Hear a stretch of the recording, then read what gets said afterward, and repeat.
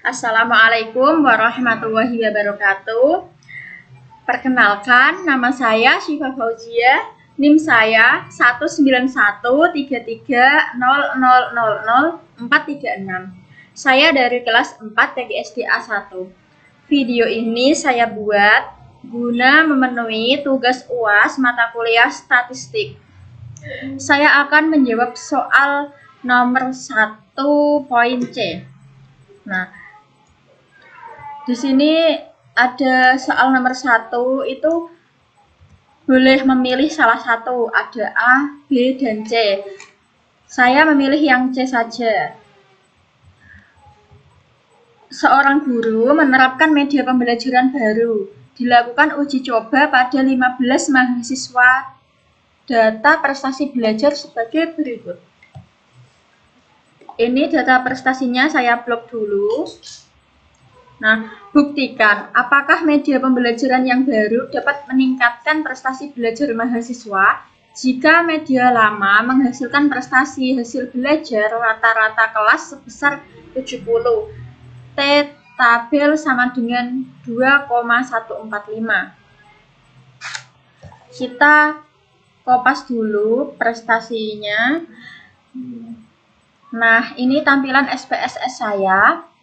Kita pindahkan datanya di data view. Ya, saya paste di sini.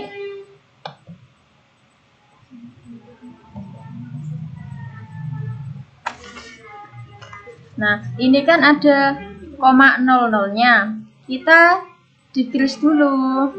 Namun jika tidak didegrees atau tidak dihilangkan, itu tidak apa-apa, tidak mempengaruhi hasil analisis. Kemudian kita ke variabel view. Pada nama kita tulis media lama. Saya singkat media L.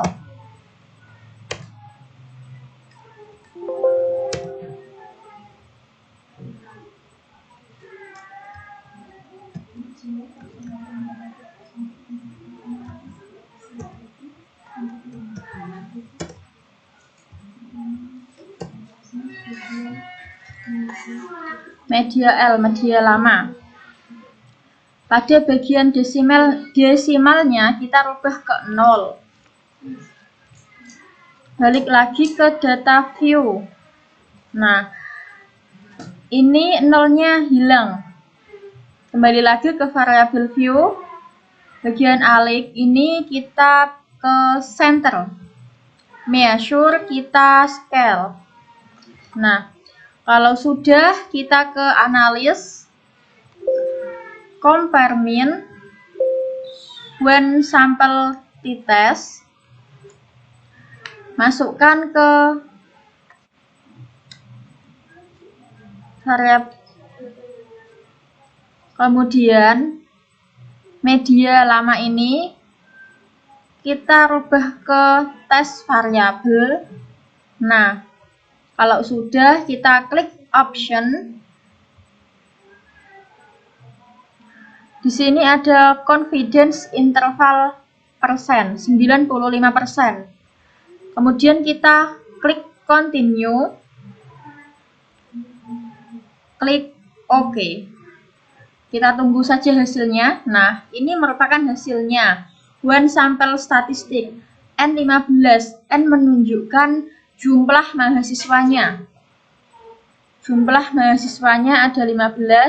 Min merupakan rata-rata. Rata-ratanya menjadi 72,87.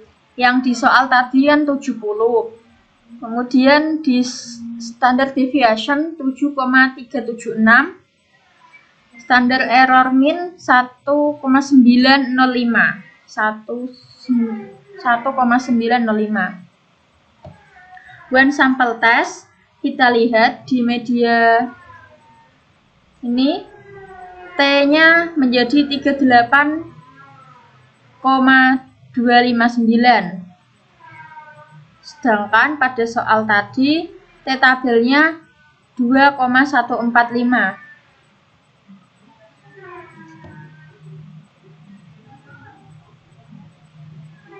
Ini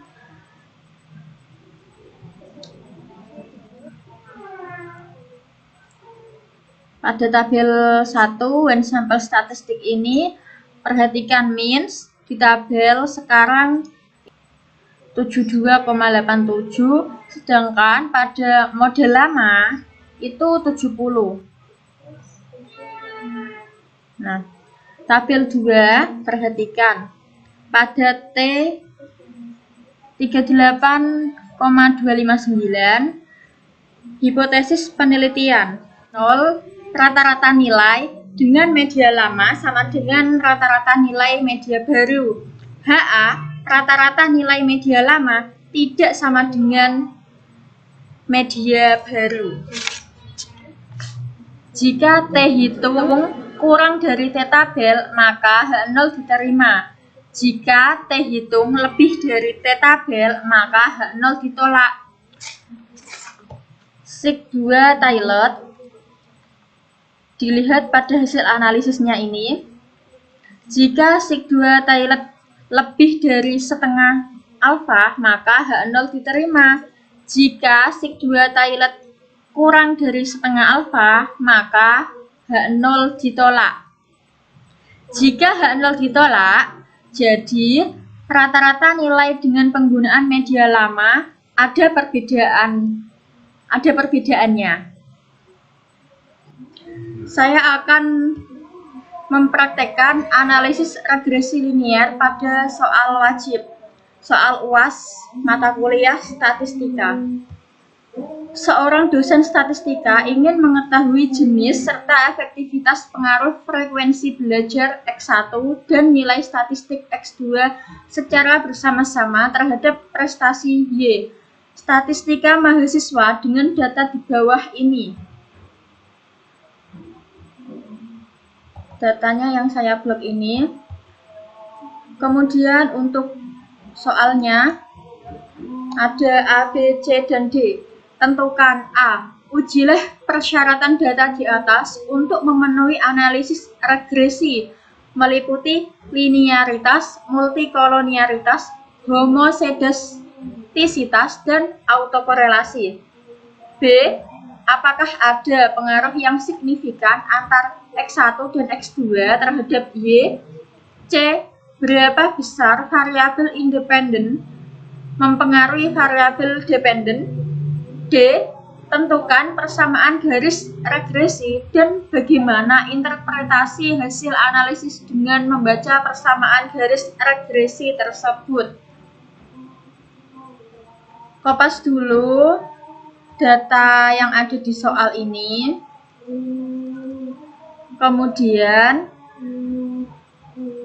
kita ke SPSS, berada di data view. Nah, ini merupakan data yang ada di soal. Kita ke variabel view. Nah, untuk nama ini kita rubah menjadi frekuensi karena itu frekuensi belajar. Dan yang kedua, tabel kedua kita kasih nama nilai. Tabel yang ketiga kita kasih nama prestasi. Ya, prestasi.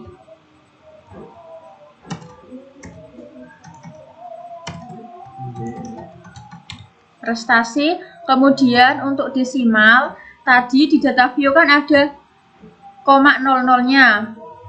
Kita hilangkan nolnya dengan cara desimalnya ini dienolkan.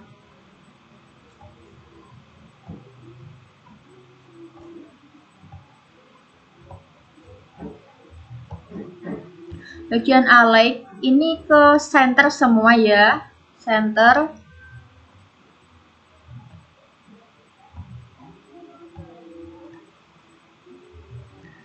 Setelah itu kita ke data view, klik analyze, regression, kita cari regression, kemudian ke linear, kita klik, prestasi kita masukkan ke dependent, frekuensi belajar dan nilai kita masukkan ke independent. dimasukkan dulu.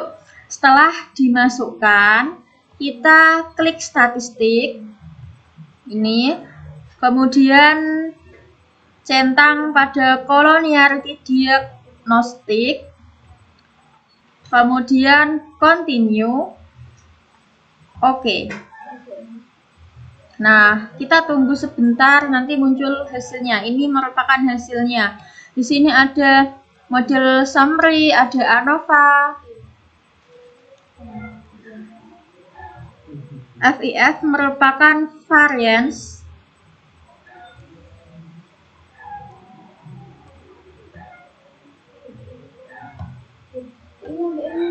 Ini VIF merupakan variance inflation factor. Lihat nilai FIF di tabel hasil analisis. Ini ya hasilnya. Yang dilihat adalah nilai VIF. Jika nilai VIF kurang dari 10, maka tidak terjadi multikolonialitas. Jika nilai VIF lebih dari 10, maka terjadi multikolonialitas. Kita ke data view.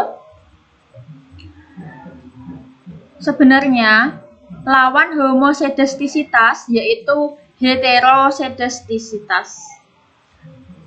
Kita klik analyze, regression, klik linear seperti yang kita lakukan tadi.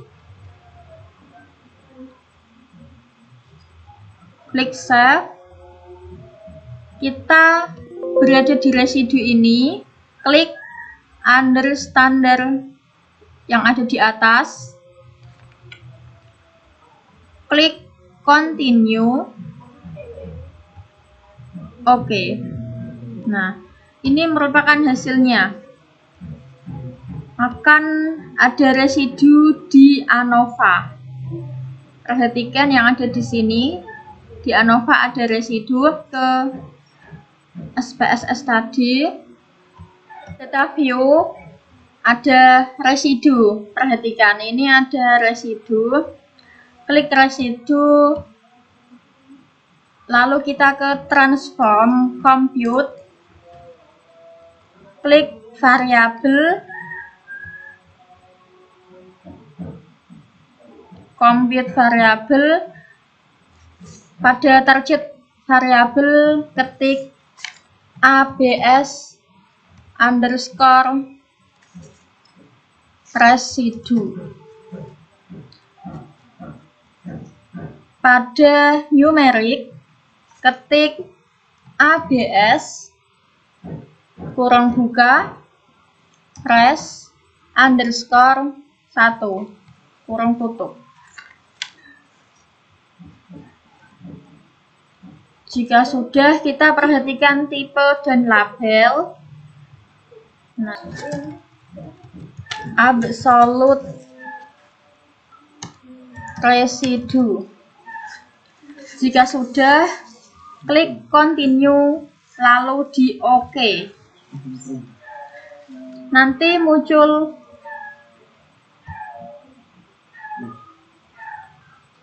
residu yang ada di sini.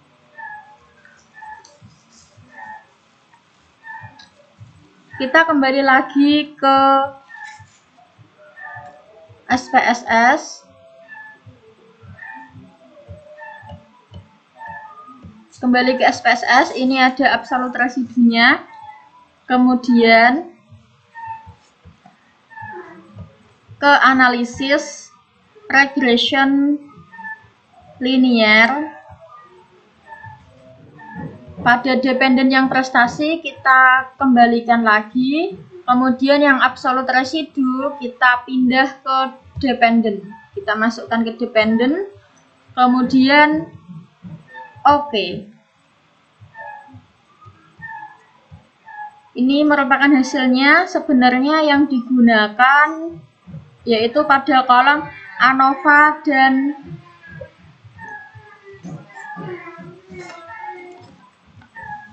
koefisien ini, ANOVA dan koefisien. Uji F regresi. Jika pengujian F signifikan, sig F kurang dari 0,05, maka menunjukkan terjadinya heterosedasitas. Sedangkan jika sig F lebih atau sama dengan 0,05, maka tidak terjadi heterosedasitas. Kalau tidak terjadi hetero, berarti terjadi homo. Sekarang kita lanjut untuk mengerjakan autokorelasi. Klik Analyze, Regression Linear. Jika sudah, di dependent ini dikasih prestasi yang absolut ini dikembalikan dulu. Dikembalikan, kemudian yang prestasi dimasukkan ke dependent. Statistik diklik. Klik Durbin-Watson, dicentang, continue, lalu OK. Yang muncul hasil analisis yang dipakai ada di model summary Durbin-Watson.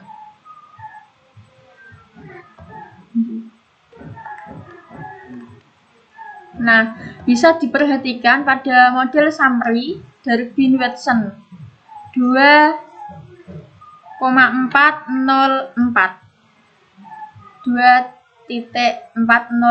yang ada di sini Durbin-Watson.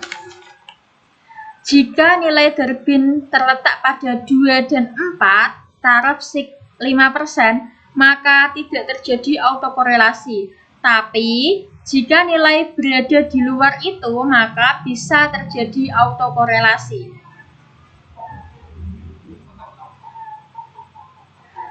Itulah langkah-langkah pengerjaan pada